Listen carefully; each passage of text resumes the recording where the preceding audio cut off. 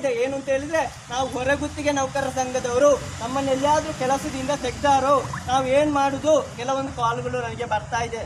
ಆದರೆ ಇವತ್ತು ನಾನು ಹೊರಗುತ್ತಿಗೆ ಸಿಬ್ಬಂದಿಗಳಿಗೆ ಹೇಳ್ತಾ ಇದ್ದೇನೆ, ಇವರು ಏನಾದರೂ ನಿಮ್ಮನ್ನು ಕೆಲಸದಿಂದ ತೆಗೆದು ನಮ್ಮನ್ನು ಕೆಲಸಕ್ಕೆ ಕೂಡಲೇ ಹಾಜರಾಗಬೇಕು ಅಂತ ಹೇಳಿದರೆ ನಿಮ್ಮನ್ನು ತೆಕ್ಕೊಳ್ಳದೆ ನಾವು ಕರ್ತವ್ಯಕ್ಕೆ ಹೋಗುವುದಿಲ್ಲ ಅಂತ ಹೇಳುವಂಥ ಒಂದು ಮಾತನ್ನು ಹೇಳ್ತೇವೆ ಸ್ನೇಹಿತರೆ.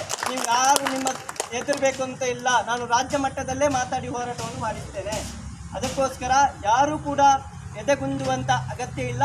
ನಾವು ಹೋರಾಟವನ್ನು ಮಾಡಿ ಜಯಿಸಲೇಬೇಕು. ಯಾಕೆ ಅಂತ ಹೇಳ್ತಾ ಇದ್ದೇನೆ ಅಂತ ಹೇಳಿದರೆ, ಇವತ್ತು ನಮ್ಮ ದೇಶ ಸ್ವಾತಂತ್ರ್ಯ ದೇಶ ಆಗಬೇಕಿದ್ರೆ ಹಲವಾರು ಗಾಂಧೀಜಿ ಅಂತವರು, ಅಂಬೇಡ್ಕರ್ ಅಂತವರು, ಲಾಲ್ ಬಹದ್ದೂರ್ ಶಾಸ್ತ್ರಿ ಅಂತವರು ಹಲವಾರು ವರ್ಷಗಳ ಹೋರಾಟವನ್ನು ಮಾಡಿದ ಫಲ ಅವರು ಹಲವಾರು ದಿನ ಜೈಲಲ್ಲಿ ಹೋಗಿದ್ದಾರೆ, ಹಲವಾರು ಕಷ್ಟಗಳನ್ನು ಅನುಭವಿಸಿದ್ದಾರೆ ಸ್ನೇಹಿತರೆ.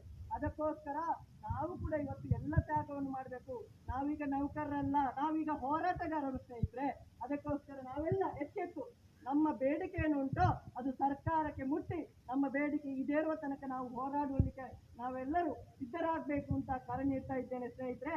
ನಾನು ಇಷ್ಟೊತ್ತು ಅವಕಾಶ ಮಾಡಿಕೊಟ್ಟು ತಮ್ಮೆಲ್ಲರಿಗೂ